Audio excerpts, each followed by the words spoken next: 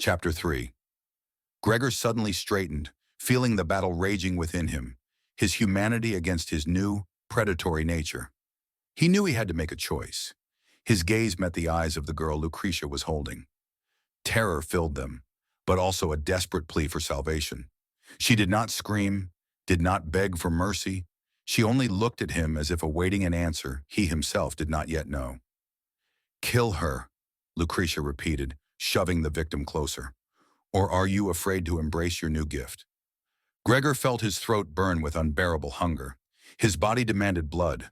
Every part of his new being screamed for it. But his heart, though dead, still remembered who he had once been. Would he truly allow himself to become a monster? Darius watched him with calm curiosity. Clearly this was a test, and he already knew how it would end. They had all gone through this.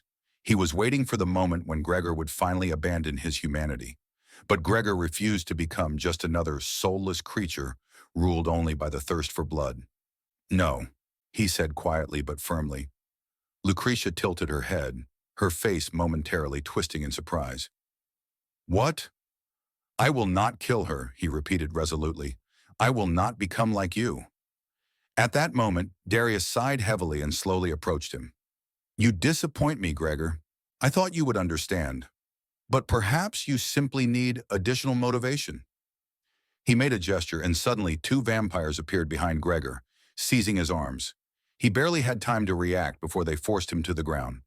"If you do not embrace your gift, you become a burden to us," Darius said, drawing a dagger. "And burdens must be discarded." Gregor struggled, but their strength was overwhelming. He felt the cold blade press against his throat. His instincts screamed at him to fight, to survive. But then he remembered. He was already dead. And yet, something within him still lived. "If I die," he rasped, staring directly into Darius's eyes, "at least I won't become like you." Darius shook his head. "You still don't understand. Life is power. We do not lose it. We gain more. But if you are not ready—" He raised the dagger, and Gregor was ready to accept his fate. But at that moment, something happened. The wind shifted, and a distant sound of footsteps made everyone tense. From afar, the sharp howling of wolves echoed, followed by the sound of battle. Darius froze, listening. Lucretia, still holding the girl, widened her eyes in surprise. "What is that?" she whispered. The answer came immediately. The mansion doors suddenly burst open, and figures clad in dark cloaks stormed in. They moved swiftly like shadows, their swords gleaming in the torchlight. There were 5 of them, and they were not human. Werewolves. "Hunters!" one of the vampires shouted. Darius hesitated for a moment, then waved his hand. "Kill them! None must survive!" Suddenly, chaos engulfed the hall. Vampires lunged at the intruders, while werewolves responded with powerful swings of their steel blades. Gregor seized the moment to break free from his captors. He shoved one of the guards away and rushed toward Lucretia, who still held the girl. "Let her go!" he roared. Lucretia turned to him, her eyes burning with fury.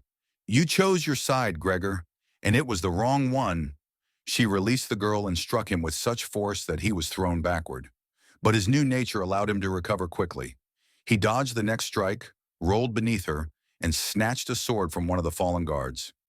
"You don't know what you're doing," Lucretia hissed. "But I know what I don't want to be," he replied. He swung his sword, and the blade pierced through her chest. Lucretia gasped, her body convulsing before it began to dissolve into ash. Darius, still locked in battle with the werewolves, saw this and froze. His face contorted with rage. "You—" But Gregor gave him no time to react. He charged forward, joining the other hunters in their attack. When the last vampire vanished in flames, the city was saved. But Gregor knew he was now an outcast, and his true battle was only beginning.